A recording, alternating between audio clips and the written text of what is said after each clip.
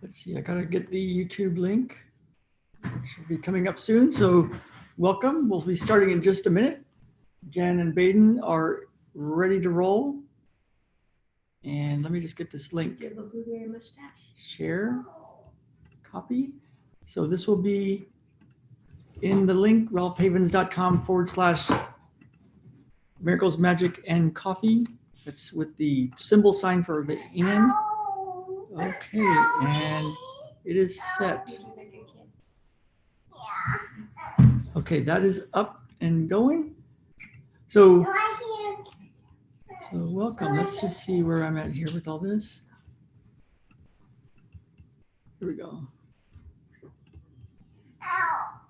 Where did my little link go? It hurt again. So the question is, how do you get over autoimmune conditions, even if you've already tried everything else? That's the question. And this show is all about the answers. I'm Ralph, and this is Jen Havens, and that was Baden over there. And today we have a special guest, kind of a virtual guest. I'll tell you about that in a minute. We were given a really cool gift yesterday because Ben School asked me to come do some Qigong, for us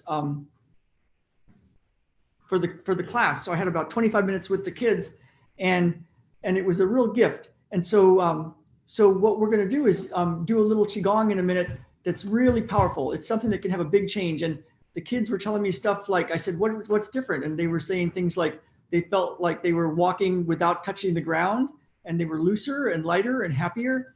And two of them said that they understood everything. I mean, that's interesting, huh? They understood everything. And so they really liked it. It was really fun. And so I'm going to tell you about that. Now, there's a lot of things, some people might know about Qigong, and some might have no idea what that word even means. So when I was in San Diego, I had a client who was a retired nurse, and she was all of about 5 foot tall, and she looked like Yoda. And she kept telling me, you got to go to this. There was these 2 apartments in the neighborhood where they were calling it the Buddhist Center, and it was a rented out apartment. And she said there was this master Qigong teacher there, and he was doing a healing circle, and it was really powerful, and I should go. And after many months of her telling me to go, I finally went. And when I went, it was so powerful, I actually left halfway through it because I thought, this is weird. I was used to doing energy work, but this was beyond anything I had felt, and I wasn't sure if it was good. And but then I checked in with myself, and I can feel stuff, and all of my rhythms were turned on in very good ways. So I realized, oh, this is very good. So I started going, hanging out with Ming Tong Gu. Here's a picture of Ming Tong. You can find him at qicenter.com. That's his, the background is his place in just outside of Galisto, New Mexico. qicenter.com, CHICENTER. And his teacher was this guy, Pang Ming. And so when I started, that was I think it was about 17 years ago. And so Ming Tong was somebody that he had come from China, because Pang Ming, I'll show you a picture of Pang Ming. Let's see if we got a picture here. No, picture here of Pang Ming. This is Pang Ming many years ago, and one of his master Qigong teachers, I believe master Qigong teacher, but definitely a teacher of Qigong, Luke Chan, wrote this book where he documented interviews with 101 people who were at this place called the Medicines Hospital in China. And Pang Ming was a medical doctor. He was a traditional Chinese medicine doctor. And he was also in the martial arts. I believe he was a black belt in martial arts, and very well-respected healer, and had studied many versions of Qigong, this energy healing for people. And he came up with this system called Jining Qigong. And over here we call it wisdom healing Qigong, because that's what Ming Tong Gu calls it. And so what happened though was Pang Ming had a place where people would come from all over China, even people from around the world, and they would get big healing things. So much so that most of the people that came were at their last leg. They were told, go home and die. They were told, the medical system had nothing else for them. So those were the people that saw Pang Ming and all those guys and Ming Tong there. and they had a big success rate with those guys, big success rate. And I've seen miracles beyond belief since interacting with these guys and seeing who goes there and what happens to them, how much healing happens. And so, but then what happened was, for some reason, the Chinese government shut down that hospital and everybody had to leave. Everybody had to leave. And so there was Ming Tong in San Diego, and he was just doing a healing circle, like 10 people or so, donation-based day kind of thing, and doing this stuff that felt really powerful, but not a lot of impact, not a lot of people. And I've watched him over the years and studied with him over the years. And he went up to Ashland, Oregon, and then to Petaluma, California. And now he's got his dream fulfilled, his dream. And his destiny is because he's created a healing center that's kind of like that Medicine-Less Hospital, and that people come from all over the world and they have sessions and do Qigong. And I just got back a few months ago from a week there, and it's amazing. So I did this with these students in Ben's class yesterday, and it was really powerful. And we'll talk about why that is in a little bit. And we're going to do some with you so you can experience it. And then if it's something that interests you, then you can explore that more. It's one of the things that we use with our healing work for people. So let me see if there's anything else I want to say. So that's the basics of where this came from. I just want to check in with Jen and what she thinks about Ming Tong and Qigong, and anything else she wants to say. Yeah, well, I thought his personal story was really fascinating, how he got into Qigong. And if I remember right, he had fallen in a latrine when he was a little kid. And he, as a result, had a lot of health problems, especially respiratory stuff. And he also had scoliosis. And I don't remember how he found Qigong, but he ended up going to study under Peng Ming. And their saying is basically, if you're awake, if you're hungry, eat. If you're tired, sleep. All of the times do Qigong. And he did that, and he did so many wall squats, and learned so many different forms. But basically, he was able to heal himself, and he no longer had scoliosis. He no longer had these issues, respiratory issues and stuff, and he became very healthy through that. And then he decided to pursue it more. But he had quite an intense healing story, and then he started seeing other people heal as well. So. Yeah, that's important to tell his story. Yeah, he healed himself of scoliosis and asthma and all sorts of stuff, and then that was his destiny. That's what he's here to do, and so it became very apparent that's what he was here to do. I wonder what it must have felt like for him. We're hoping to get him on our show live, because I wonder what it felt like when he was he had left his big friend and longtime teacher behind in China and couldn't communicate with him, and he was in San Diego just in a little apartment. And he knew he had the good stuff, but he was just seeing about 10 people here and there, and they were each paying him about $5 a person. And it's like, I wonder what he thought, because it was his dream, it was his destiny, but I don't know, did it feel like that to him? So we'll hopefully have him on at some point to talk about that. So great. So let's get right into it, I think. Yeah. So yesterday we did this with some kids in Ben's class, and it's really pure when you do it with kids. So we're going to go straight to it without a lot of explanation.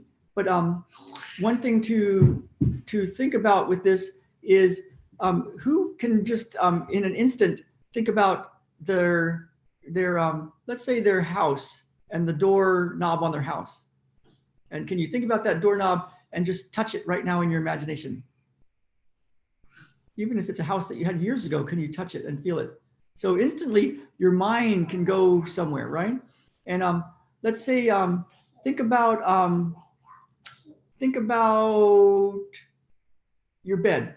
And can you think about your bed and instantly go sit on your bed in your imagination and really experience that? And what about, can you think about being in your car or your truck and holding the wheel, what it would feel like? So of course we can, right? And the cool thing is our mind can go somewhere really fast, instantaneous, right?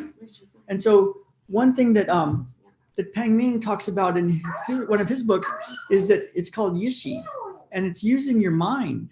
So Qigong is a form of movements and it's sounds, but it's not just that. It's not a technique. Ming Tong says, don't turn this into a technique.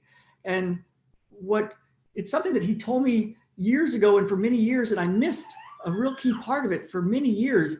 And that's to keep your attention on something. And so one thing we can do during this process is to keep your attention inside your body. So in the moment right now, can you put your attention inside your body? Yeah, there you go. Because the thing is, you can do these sounds and these movements that we're going to do, but if you do it with your attention, your mind focused, something magical starts to happen. And so I'm going to do a movement that we did yesterday with the kids.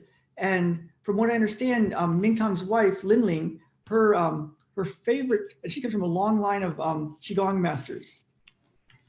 And she can do all sorts of different movements and things. All sorts of different movements. I'm trying to see if I can get a picture of her. But yeah, there she is. They're doing a healing on somebody. And her favorite one, from what I understand, is this one that we're going to do. It's called the La Chi, and it's basically open and closed. So if you like, you can, before you do that, you're already in the session because you've been hanging out listening. But if you like, you can walk around a little bit and see how you feel. And I do this because it's always cool to test something before and after so that you can tell, did something change? Because if the world just changed and you didn't realize it, would you keep doing the exercises or the movements or the mind thing? So walk around, take a moment, actually get up, walk around, see how you feel. Check your arms, see how your arms move. You know, really bend them, move them. Turn your head. Bend your back, bend backwards, bend forward. Do a real test. Okay, and then we'll recheck a little bit like we did with those kids, and then we'll start. So for the next moment, let's put your attention inside your body. Just notice what's happening in your body. That's the key words. There we go. And then we're going to start. And just put your hands in front of you. And then just open and close your hands.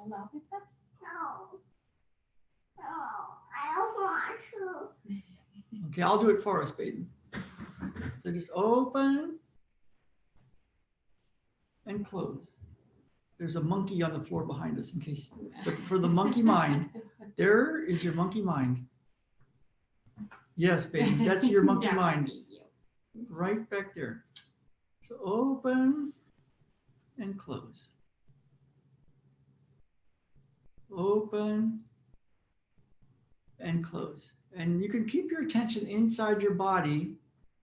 And also, Jen and I'll do it at the same speed. Same speed. We will attempt to. It's controlling me.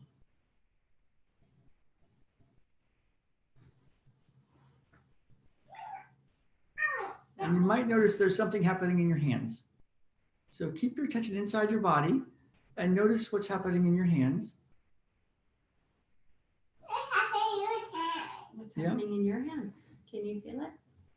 And then notice what's happening between your hands. Can you notice the space between your hands? Open. That's right, baby. Can you feel the chi ball between your hands?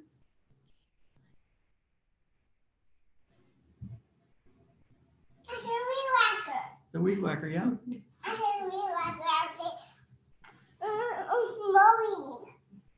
And then we're going to start to say a saying. It's how la, how and la. How is all is well.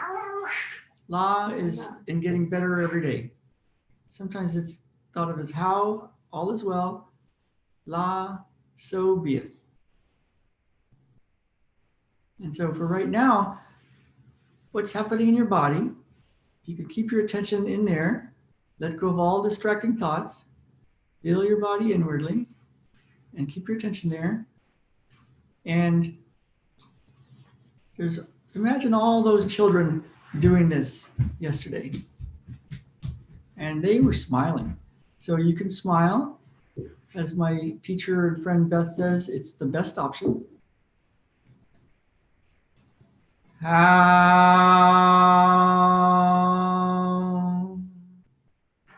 la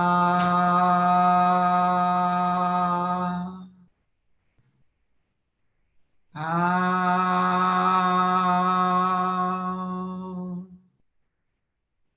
la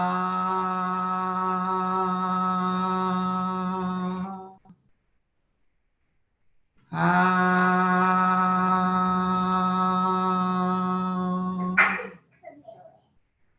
la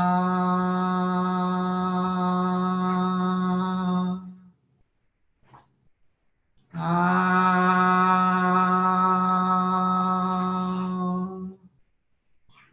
la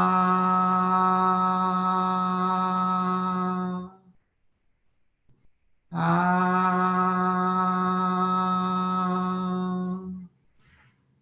la.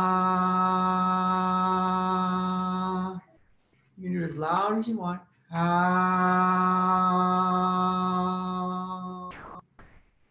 la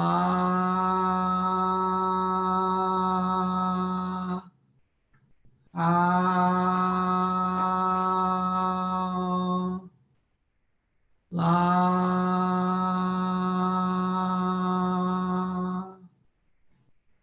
how la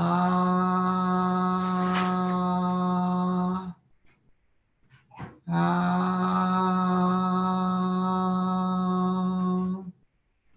la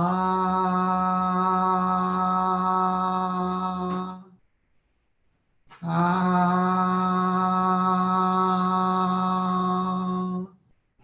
la. Feel your body inwardly. What's happening in your body right now?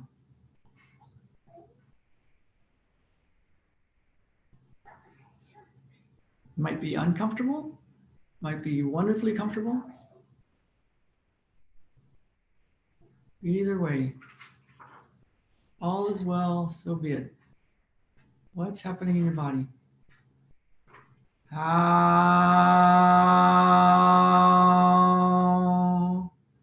la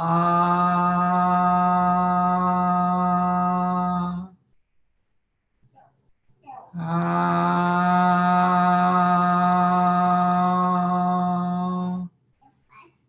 la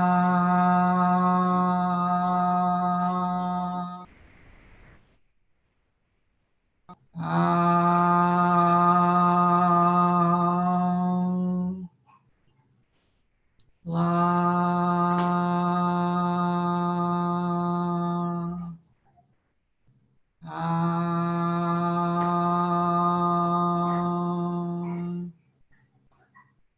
la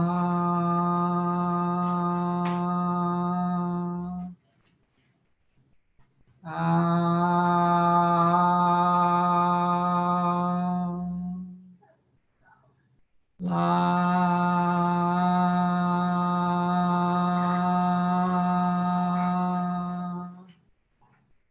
how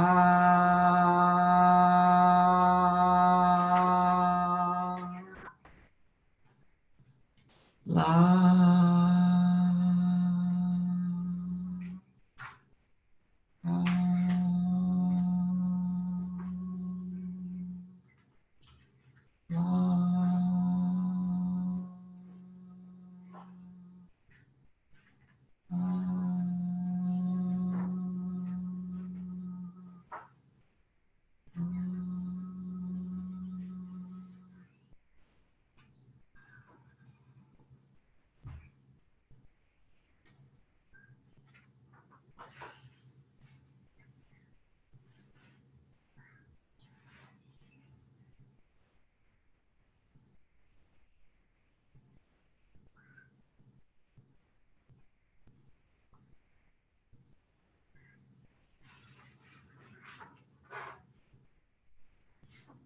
So if you like, what you can do is walk around, check your neck, Check your shoulders, check your back, bend backwards and forwards. See if your feet are on the ground differently. Notice what you notice. Notice what's different.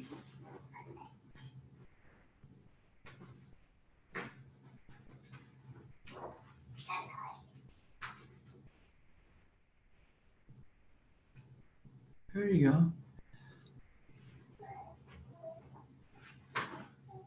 And if you have a hard time finding your inner smile, you might think of the children doing all that Qigong. They were having a good time. They were smiling.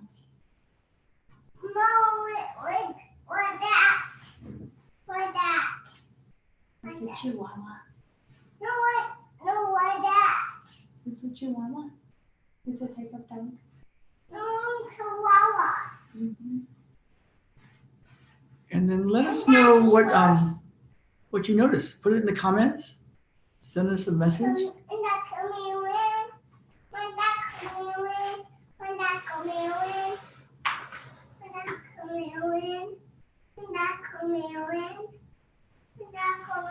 You know, sometimes it's easy to lose track of maybe what you were here to do, you know, on Earth. And your dreams, your desires, your hopes, your destiny. And this is a very powerful way to go to something inside you that has a connection to everything. Like that one two kids said, I said, what was it like? And she said, I won't even say exactly how she said it, but it was about everything. So hope this helps. Can I say something? Of course. So I think it can be really good to stay in the body while doing this. But I remember doing La Chi once with Federico in our office. And as we brought our hands together, it was like it pushed our energy out to the edges of the universe. And then when you pulled your hands apart, you were bringing the energy back in and also your awareness. And I found that really powerful as far as, like, at first it was just this awareness of sound. Like I would hear, say, the leaf blower outside when I was going big. And then I would come into my body and notice how silent it was. And then I would have the awareness of the leaf blower again. And it was wild how much that could turn on and turn off. And then I could take that and expand it out to the outer reaches of the universe and then come back inside. And to me, that helped me feel this connection with everything, like what you were talking about, like what we were sent here to do. And I was just reading The Hidden Life of Trees this week at the bookstore, and how connected trees are. We have no idea. They're connected through their root systems, and they will, if they're left in a forest untouched by humans, like unmanaged and such, unmanipulated by humans, I should say. They've studied trees in that situation, and they will work as a community to help the sick ones stay alive. And they take turns, you know, while one is strong, it will help one of the weaker ones. And then somewhere later in life, the roles reverse, and they'll even keep stumps alive for hundreds of years. They'll, sometimes there is an ancient stump that they have kept alive. You can scrape off and see. The author was talking about when he came to this clearing or this area where he thought there were a bunch of old rocks in a circle that was like 5 feet wide. And he inspected them a little bit and found that they were parts of a stump of a huge tree that had once been there, and that there was still green inside. And there's no way that that stump could have gotten sunlight from leaves, right? So other trees were still nurturing that stump to keep its wisdom there. Okay, and just, you know, reading about this interconnectedness of trees and how they, yes, come up here and sit and I'll put your shoes on. Like even trees need community, and they really thrive in community. And then Oftentimes, they've studied the communities in agricultural settings of plants and trees where it's like a human fabricated landscape, and the trees have forgotten how to communicate and be part of community with each other and support each other. And so I don't know, I just find all that fascinating. That the world is so magical, that the trees around us are connected and they talk in so many ways. He talks about the different ways that the trees talk to each other, and we're so unaware of that. And you're going to work? Okay. But also just that, for me, that La Chi gives me that reconnection to that greater thing and what is my purpose here. And for me, that also relates to autoimmunity and these chronic diseases, and that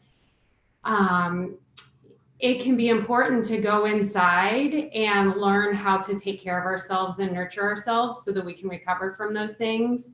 But I also think sometimes if we get in a spot where maybe that's not happening for us, I feel like it's so frustrating for humans to be stuck where they can't then contribute that in-breath and out-breath. Like, we need to be receiving and nurturing ourselves. And then we also have this need to give our gifts to the world.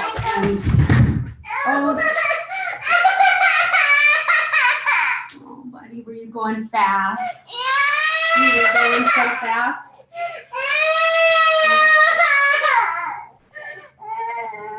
And so I think that adds a lot of vitality to our lives.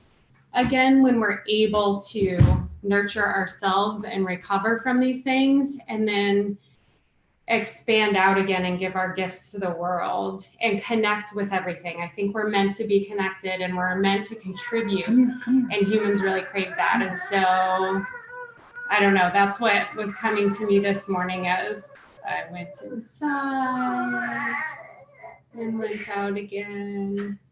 Are you okay, buddy? So I think that's time to wind it down. Yeah. Okay. I hope this helps you guys, and hope this helps. Let us know what you noticed and what's different, and let us know what kinds of things you'd like to hear about too. We'd love to hear from you what you're craving.